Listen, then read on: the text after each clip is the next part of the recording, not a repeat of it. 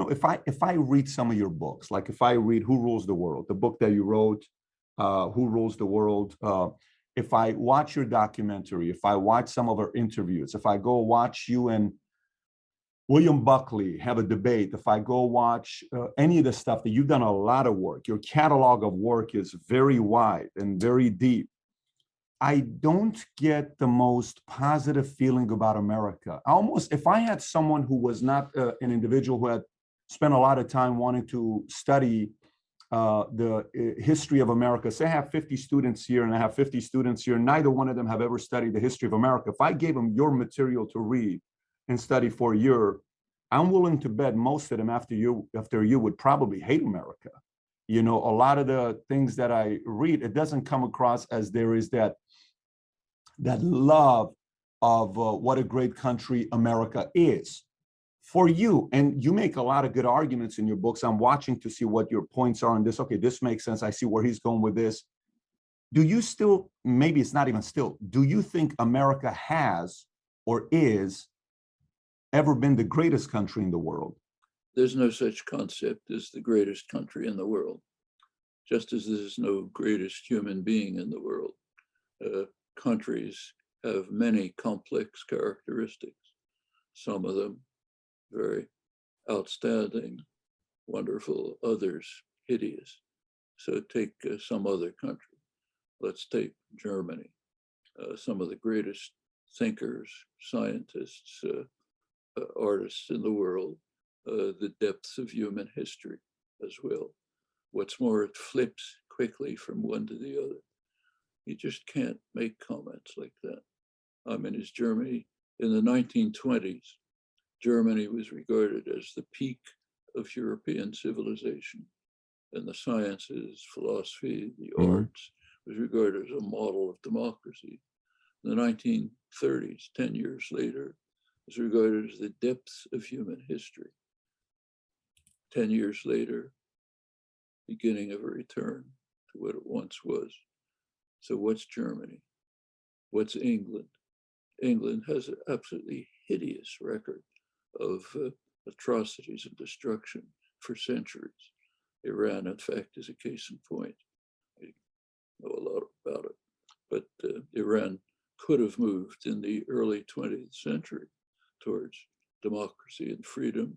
The British crushed it when Iran tried to take control of its own energy resources in the early 50s. Britain tried to crush it by force. When they were unable to, they asked the big guy across the Atlantic to come in and smash it for them. Okay, that's one side of Britain, not the worst by any means. On the other side, it has, again, my favorite philosophers in history right in front of me. I have a book about the friendship between Adam Smith and David Hume in the 18th century, two outstanding figures, two of my famous figures in history. So that's another side of England. So what's your attitude towards England? You can't answer, just too many things. Same with every other place you can think of. So I don't see any, except for people at patriotic rallies, I don't think you should ask questions like, at least I wouldn't, what's the greatest country? So would you be able to say, 60 years you've given to MIT, most of your life you've lived in America, you've been all over the world. Would you be able to say, I love my country, America? I don't love countries. Love is a relationship between people. When you love countries, there's something wrong. Should you have loved Germany when it was carrying out the Holocaust? Should you have loved Germany when it was at the peak of human civilization? You care for people and the societies in which they live. I care for many societies, including this one, but you don't love countries. At least I don't think you should. I think there's an emotional connection sometimes with certain set of values that one nation offers to you where the other one where you grew up and didn't. It's almost like I wasn't born here. I'm not a US citizen. I can never run to be the president here, or maybe I can do governor or something like that, but this is not really where I was born. But this country welcomed me with open arms and gave me an incredible life. And to compare it to where I was raised at, I mean, you know, the worst day in America is still 10 times better than the best day in Iran. So that's what I mean, where maybe for you, you had some kind of a love for the country that, you know, gave you the opportunity to become. The country didn't give you the opportunity. Certain people within the country gave you the opportunity while preventing others, victims of our own crimes, from having that opportunity. They gave you the opportunity because you were a refugee from a country that was an official enemy, okay? That's what they did. Take me. My parents fled from Eastern Europe, horrible conditions, and did manage to get to the United States. And they managed to create a good life for themselves, an even better one for me, okay? On the other hand, a couple of years after they fled from Europe, they happened to make it just before the First World War. A few years later, in 1924, the United States passed a law, immigration law of 1924, which was aimed particularly at Jews and Italians. I'm Jewish. The idea was to keep Jews and Italians away from the country because they were not up to, we don't want that kind of rabble around.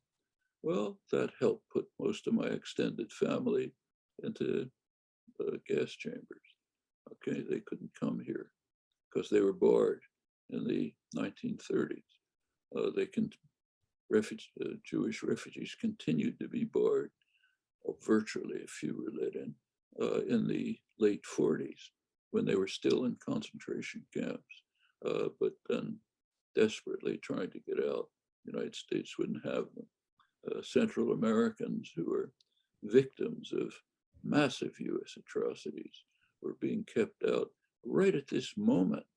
They're being driven away from the border when they flee from horrors that we created from the 80s. Okay, so it's a very mixed story. Sure, I'm glad to have been able to come to the richest country in the world with advantages that don't exist anywhere else, thanks to the extermination and expulsion of the native population. So yes, for me, that's very good. Does that mean I love the country? No, I admire some things within it. I think we should despise other things within it. And the same is true of every other country. So if you like this little short clip from an interview I did, click over here to watch the entire interview. And please don't forget to subscribe to the channel. Take care, everybody. Bye-bye.